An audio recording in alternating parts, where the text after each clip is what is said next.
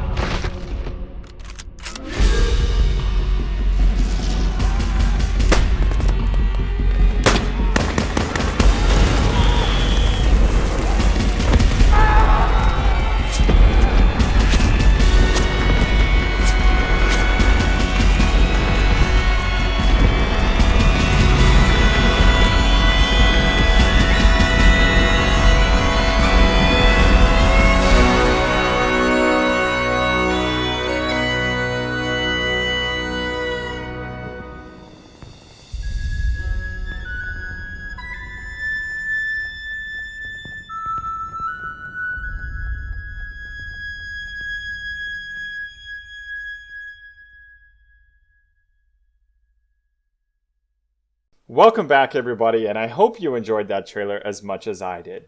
This game looks absolutely incredible, and I cannot wait to get my hands on it in the near future.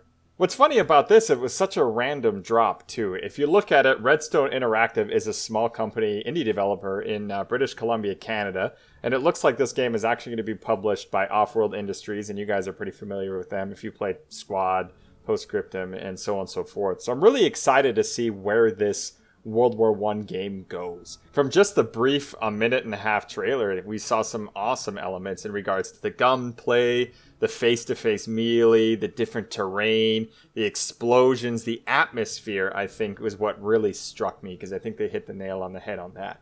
My only concern is how this game is going to fit into the grand scheme of things with three major hitters already out there for World War I, especially on PC.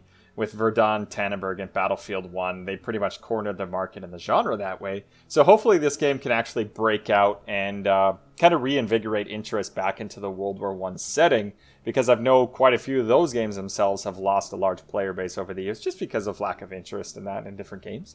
So if anything, I hope this game can grab that player base and hold on to it for a long time, because it'd be nice to be able to consistently play a World War I game with actual players. Well, without further ado, let's go ahead and kind of look at the development blog. So what we're seeing is that this game is going to be a large-scale multiplayer first-person shooter with it's going to be 50 versus 50 on a large battlefield, which is pretty exciting. I think 50 versus 50 is a great number, especially when you're dealing with, first-time server issues and so on and so forth. But I would definitely love to see more numbers given the scale of World War I. As you guys saw in the video, you'll have the ability right at closed alpha to be able to play as the American, French, or German factions. And as early access progresses through Steam, they're going to start adding in other factions. Hopefully we see the Canadians there, the Austrians, and the Brits, and so on and so forth. Now, obviously, with this game, the emphasis is on team-focused gameplay, right? As you can see, it says that you can coordinate and chat with your fellow soldier at arms, so this is pretty cool, because without voice comms, a game like this can quickly fall apart.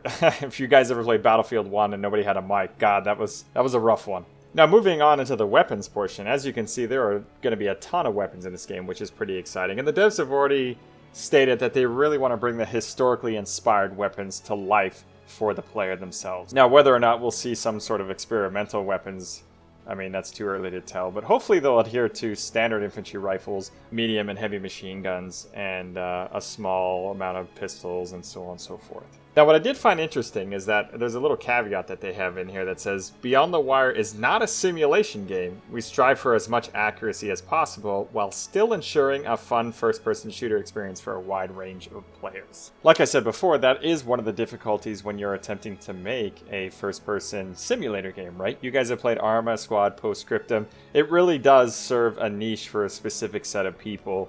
And it's really hard to retain player base over long term because sometimes it's the same thing over and over again, not enough variety, it's not fast enough or whatnot.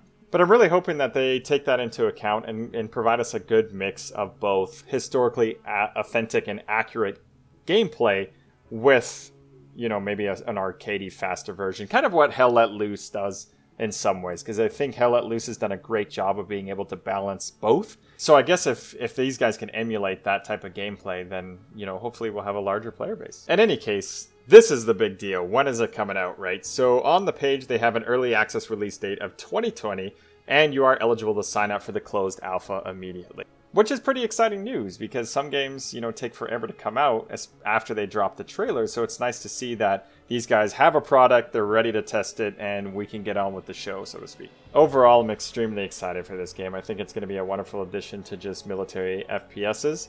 And if it's published by Offworld and assisted by those guys, I think it'll turn out pretty well. Overall, I'm extremely excited for this game, guys. It looks fantastic. It looks really interesting. It's nice to always see in another addition to the World War I genre, because we don't get to see that often. So make sure you guys go support these developers. Head over to their Steam page, add that game to your wish list, and make sure you sign up for Closed Alpha, because you may be one of the lucky guys and gals that gets the opportunity to play this game. I'll be extremely jealous, so don't tell me if you do, but I think you'll really like it. And as always, if you like this video, like, comment, subscribe. Tell me what you're most excited about for this game in the comments, and I will see you all on the battlefield. Thank you for joining me today. As you know, I like to acknowledge our sponsors and members of the channel, so thank you very much, Colonel Nathan LaBelle, First Lieutenant Red Runner, First Lieutenant Tyler, First Lieutenant JR, as well as General Luke, Officer Candidate Lucas, Officer Candidate Matt, Officer Candidate General Cody, and Officer Candidate Zombie. You guys are truly amazing. Thank you very much for the support over the years, and I hope we get a bunch of new people to start signing up for this membership program and sponsoring the channel, because you too could have your name up here and get some really cool perks as well. For those of you guys who don't know, we launched a Discord for our community channel now, so we have quite a few people in there playing some games, doing all sorts of interesting things, and we're going to start hosting some game nights here soon. So I hope you guys really enjoyed this video. Thank you very much for sticking with me on this journey. You know the deal. Like, comment, subscribe, so on and so forth. Share. And I will see you on the battlefield. Love you guys very much. Thank you, Lieutenants.